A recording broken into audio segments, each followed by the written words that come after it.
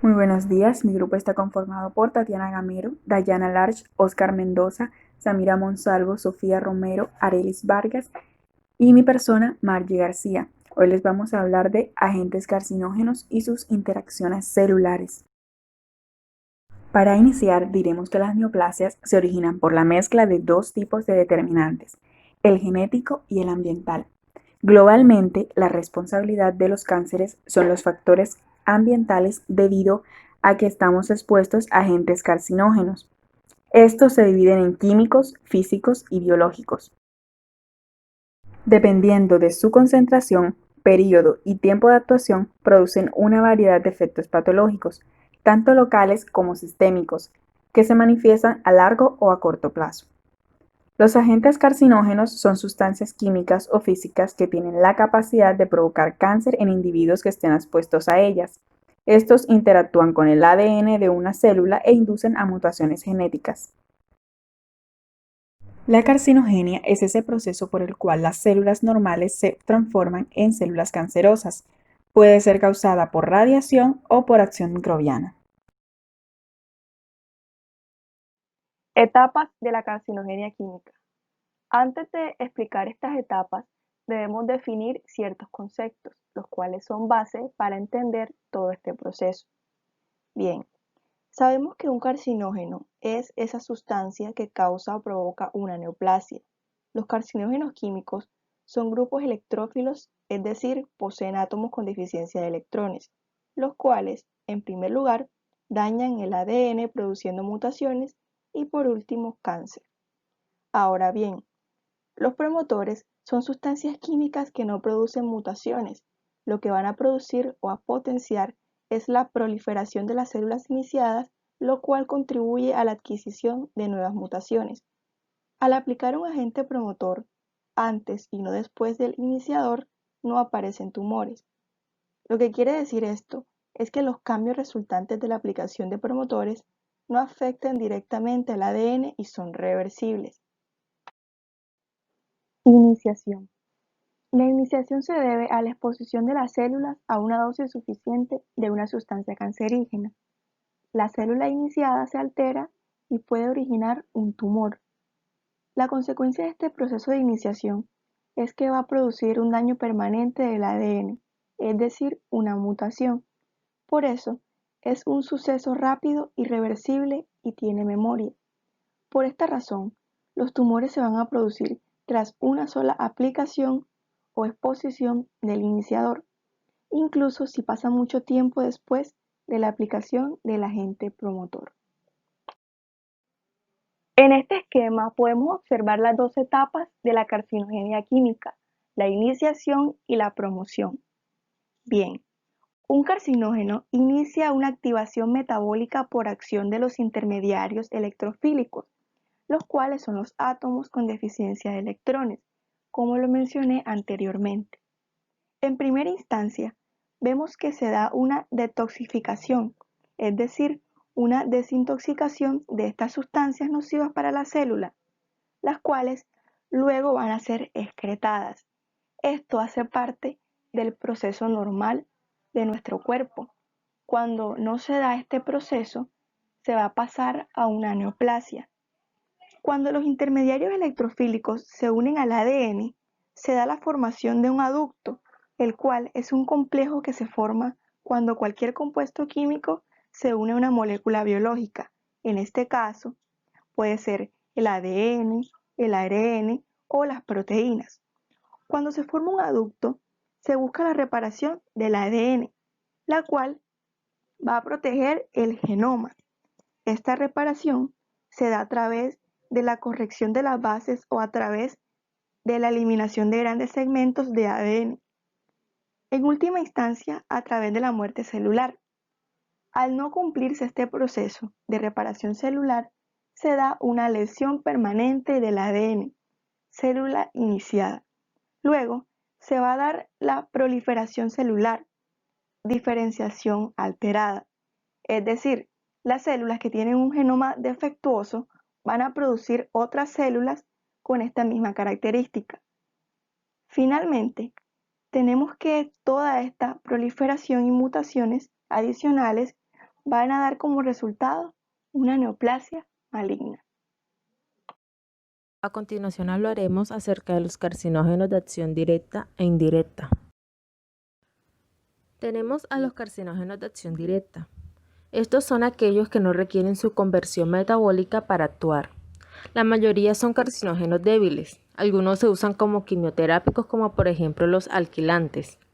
En algunos casos, estas sustancias curan, controlan o demoran la recidiva de ciertos tipos de cáncer, como por ejemplo la leucemia, el linfoma y el carcinoma de ovario, produciendo más tarde un segundo cáncer, que es habitualmente leucemia mieloide aguda. Por otro lado, tenemos a los carcinógenos de acción indirecta, los cuales aluden a las sustancias químicas que precisan una conversión metabólica para transformarse en carcinógenos activos. El producto carcinógeno del metabolismo se denomina carcinógeno definitivo. Algunos de los carcinógenos químicos indirectos más potentes, como los hidrocarburos policíclicos, están presentes en combustibles fósiles. Estos hidrocarburos también pueden producirse a partir de grasas animales durante el asado de carnes y están presentes en carnes y pescados ahumados. Los principales productos activos de muchos hidrocarburos son epóxidos que forman aductos, covalentes con moléculas celulares, principalmente el ADN, pero también el ARN y las proteínas. El benzoapireno, que es un componente activo del hollín, se forma durante la combustión a alta temperatura del tabaco de los cigarrillos y se hallan implicados en la etiopatogenia del cáncer pulmonar. Los carcinógenos de acción indirecta son metabolizados por monoxigenasas dependientes del citocromo P450. Estas enzimas resultan esenciales para activar los procarcinógenos. La susceptibilidad a la carcinogenia depende de las variantes polimorfas particulares que hereda la persona. Por eso, es posible evaluar el riesgo de cáncer de una persona concreta a través del análisis genético de estos polimorfismos enzimáticos. Dianas moleculares de los carcinógenos químicos. Como la transformación maligna se debe a mutaciones, casi todas las sustancias químicas iniciadas atacan el ADN y se convierten en mutógenas. Se cree que las mutaciones se producen en todo el genoma y que las células sufren el daño de los oncógenos y supresores tumorales, como lo son el RAS y TP53, que adquieren una ventaja selectiva potencial y corren riesgo de transformación ulterior. Los cánceres de pulmón asociados al tabaquismo representan una carga mutacional 10 veces mayor que los cánceres de pulmón de los no fumadores, por un potente sesgo hacia determinadas sustancias de bases que producen los carcinógenos del humo de los cigarros. Otros carcinógenos potenciales de carácter laboral y doméstico son el cloruro de vinilo, el arsénico, el níquel, el cromo, los insecticidas, los fungicidas y los bifenilos policiclorados. Luego de que una célula fue iniciada, la aplicación de promotores conduce a la proliferación y expansión clonal de estas mismas células. Estos clones sufren mutaciones adicionales, evolucionando finalmente hacia un tumor maligno. Este suceso se divide en 3 pasos: proliferación de células preneoplásicas, conversión maligna y finalmente progresión tumoral.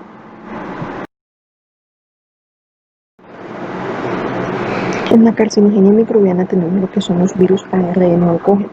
Uno de ellos, el virus de la leucemia de células T humano tipo 1, el cual está firmemente implicado como causa de cáncer en humanos.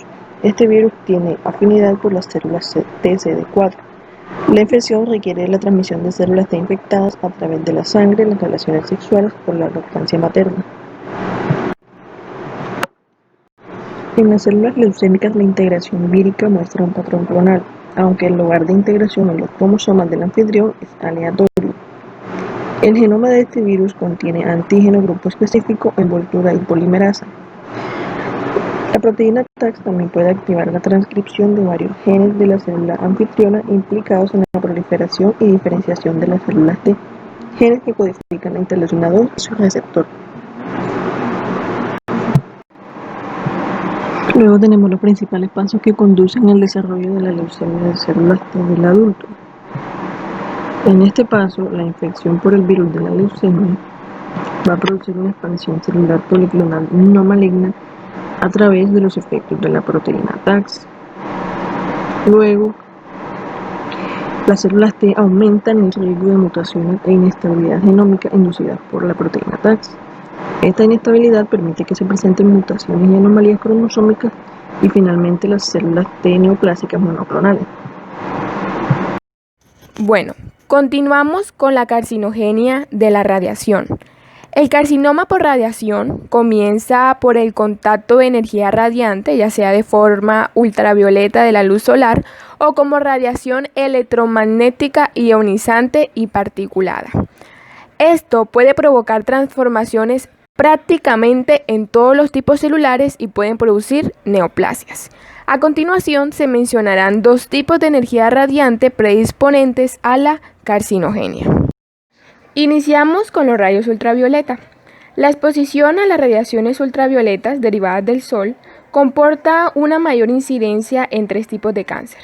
Iniciamos con el carcinoma epidermoide. Este es un tipo de cáncer ocasionado por un crecimiento descontrolado de células escamosas anómalas. Seguimos con el carcinoma vasocelular. Este va a comenzar en las células basales, las cuales son las encargadas de producir células cutáneas nuevas a medida que las viejas mueren. Este suele aparecer en forma de un bulto ligeramente transparente en la piel. Y por último tenemos el melanoma de la piel, el cual ocurre cuando las células productoras de pigmento que dan color a la piel se vuelven cancerosas. Encontramos que la franja ultravioleta del espectro solar se puede dividir en tres intervalos de longitud de onda. Las radiaciones ultravioleta A, que va de 320 a 400 nanómetros, las radiaciones ultravioleta B, que van de 280 a 320 nanómetros, y las radiaciones ultravioleta C, que van de 200 a 280 nanómetros. De todas ellas, las radiaciones B son las que inducen los cánceres en la piel. Este tipo de carcinogenia de la luz ultravioleta B se debe a la formación de dímeros pirimidínicos en el ADN. Estos dímeros pirimidínicos son lesiones moleculares formadas a partir de bases de timina y citosina en el ADN a través de reacciones fotoquímicas, donde las radiaciones UV van a generar un cruzamiento entre la citosina y la timina, dando lugar a los dímeros de pirimidina. Esto va a distorsionar la hélice del ADN e impide el emparejamiento correcto del dímero con las bases de la hebra opuesta de ADN. Esto va a ocasionar mutaciones. Y por último vamos a encontrar las radiaciones ionizantes. Estas van a producir una ruptura, translocación y con menos frecuencia, mutación puntual en los cromosomas, determinando así un daño genético y carcinogénico. Las radiaciones electromagnéticas, lo que son los rayos X y los rayos gamma, y las partículas beta, alfa, protones, neutrones, son todas cancerígenas. Encontramos que esta relación de cáncer se sospechó después del descubrimiento de los rayos X, donde en 1902 se conoció el primer caso de tumor inducido por radiaciones, un tumor epitelial en las manos de un radiólogo. Cabe resaltar que la exposición a la radiación durante las técnicas de imagen como la tomografía axial computarizada comporta un aumento pequeñísimo pero mensurable de riesgo de cáncer en la infancia. Y para terminar, es importante aclarar que prácticamente cualquier célula se puede transformar en cancerosa tras una exposición suficiente a energía radiante. Bueno, ahora hablaremos de los virus ADN oncógenos. Al igual que con los virus ARN, se han identificado virus ADN oncógenos. 4 virus han sido implicados en la causa de cáncer humano: el virus del papiloma humano, virus de Epstein-Barr, virus hepatitis B y virus del herpes del sarcoma de Kaposi, también llamado herpes humano. Ahora hablaremos del virus del papiloma humano o VPH. Se han identificado al menos 70 tipos de VPH genéticamente diferentes. Algunos tipos como el 1, 2, 4 y 7 son de bajo riesgo y causan papilomas escamosos benignos o verrugas. Los BPHD, que son de alto riesgo, como tipos 16 y 18, causan varios cánceres, particularmente carcinoma de células escamosas del cuello uterino y la región anogenital. La integración del ADN vírico es importante para la transformación maligna, como lo vemos en la imagen, donde el ADN del virus se une al ADN de la célula por medio de la integrasa, y así se desarrolla el CA de cervix. Ya que si se conserva en forma episómica no integrada, se manifiesta como verrugas benignas de bajo riesgo. El potencial oncógeno del BPH puede estar relacionado con los productos de dos genes víricos, el E6 y E7. Juntos interaccionan con diversas proteínas reguladoras del crecimiento, codificadas por protooncogenes y genes supresores tumorales. El virus del papiloma humano de alto riesgo expresan proteínas oncógenas que inactivan supresores tumorales, activan ciclinas, inhiben la apoptosis y se oponen a la senescencia celular. La senescencia celular es ese proceso que inicia como una respuesta al estrés y al daño celular que lleva a la apoptosis y es vital para suprimir la formación de células cancerosas. Virus de Epstein-Barr. Este virus es un miembro de la familia Herpesviridae. El virus de Epstein-Barr está implicado en la patogenia de los linfomas de Burkitt, en linfomas en pacientes inmunodeprimidos con infección por el VIH o receptores de trasplantes de órganos, en algunas formas de linfoma de Hodgkin, tumores de linfocitos T y de linfocitos citolíticos naturales poco frecuentes, en el carcinoma nasofaríngeo, en un subgrupo de carcinomas gástricos y en casos aislados en sarcomas. El virus de Epstein-Barr es el microorganismo causal de la mononucleosis infecciosa con anticuerpos heterófilos positivos que se caracteriza por fiebre, faringitis, adenopatías y linfocitos T. Ciertos productos genéticos del virus de Epstein-Barr contribuyen a la oncogenia mediante la estimulación de la proliferación de linfocitos B normales. Una alteración simultánea de la competencia inmunitaria permite que se produzca una proliferación sostenida de linfocitos B y al final el desarrollo de un linfoma con aparición de mutaciones adicionales, lo que produce activación del gen MYC. Los dos tipos de virus de Epstein-Barr, ambos muy prevalentes en la naturaleza, no se distinguen mediante pruebas serológicas condicionales. Patogenia del virus de Epstein-Barr. El BBB se transmite por la saliva. El virus infecta el epitelio de la bucofaringe de las glándulas salivales y se elimina desde estas células. Así como los linfocitos B pueden infectarse tras entrar en contacto con las células epiteliales, los estudios indican que los linfocitos de criptas amigdalinas se pueden infectar directamente. A continuación, el virus se disemina por la circulación sanguínea. Durante la IM, la proliferación y la expansión de los linfocitos B infectados por el virus de Epstein-Barr junto con las células T reactivas inducen una tumefacción del tejido linfático. La activación policlonal de los linfocitos B favorece la producción de anticuerpos frente a las proteínas virales de las células hospedadoras. Durante la fase aguda de la mononucleosis infecciosa, aproximadamente 1 de cada 100 células B de la sangre periférica están infectadas, mientras que después de la recuperación de la enfermedad está infectada 1 a 50 de cada millón. Durante la IM existe una inversión de índice de células TCD4+ y CD8+. El virus de la hepatitis B es un miembro de la familia Hepatnaviridae encuadrado en el género Orthohepatnavirus. Los virus de este género presentan un rango de huésped restringido a mamíferos y el único huésped natural del virus de la hepatitis B es el hombre. A escala mundial, del 70 al 85% de los carcinomas hepatocelulares son debidos a infecciones por VHB o VHC. La proteína HBx del virus de hepatitis B y la proteína COR del virus de hepatitis C pueden activar diversas vías de traducción de la señal que también contribuyen a la carcinogenia.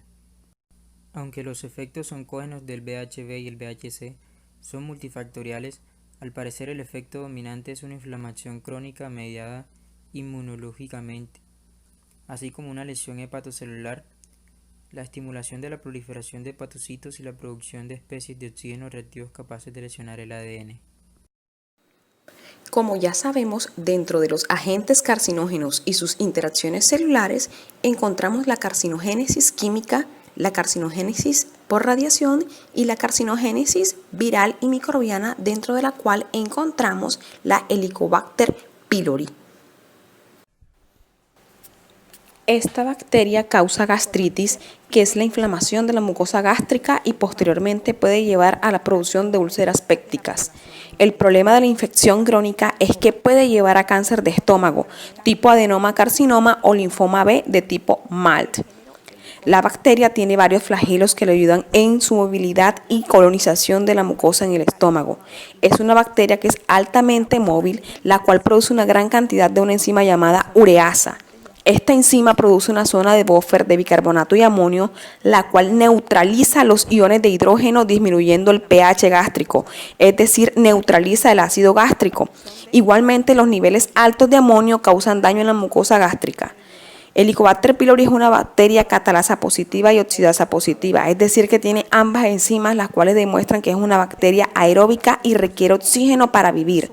Al poseer un metabolismo aerobio, la bacteria no fermenta la glucosa, sin embargo puede fermentar algunos aminoácidos. Al ser una bacteria gram negativa, tiene lipopolisacáridos en su superficie que permiten adherirse en las células del huésped y causar inflamación. La bacteria libera una importante exotoxina, la toxina vacuolizante, la cual daña la mucosa gástrica intestinal. Igualmente libera algunas enzimas como mucinasas, proteasas y lipasas, las cuales se encargan de destruir la barrera protectora del moco del estómago. La toxina vacuolizante o VAC-A produce la formación de grandes vacuolas en el citoplasma, daño en la mitocondria, apoptosis y modulación de la transducción de señales inmunes, llevando a edema y posterior muerte celular, lo que lleva a un escape de nutrientes que son aprovechados por la bacteria. Sí, señores, esta bacteria es bastante aprovechada. El principal factor de virulencia del Helicobacter pylori es la proteína CAC-A. Esta es una citotoxina que causa ruptura de uniones intercelulares, estimulación de linfocitos, desregulación del ciclo celular y la producción de interleucinas inflamatorias. Esta proteína es inyectada por el sistema de secreción tipo 4, otro factor de virulencia. El Helicobacter pylori es un microorganismo dotado de un gran número de factores de virulencia y uno de los patógenos más estudiados en los últimos años. La interacción continuada y compleja entre factores bacterianos, ambientales y del hospedador desemboca en el desarrollo de enfermedad, fundamentalmente por su capacidad, como se ha expuesto, de alterar de diversos procesos celulares, favoreciendo el crecimiento celular descontrolado y el desarrollo de cáncer. La pylori, la cual infecta el estómago y las otras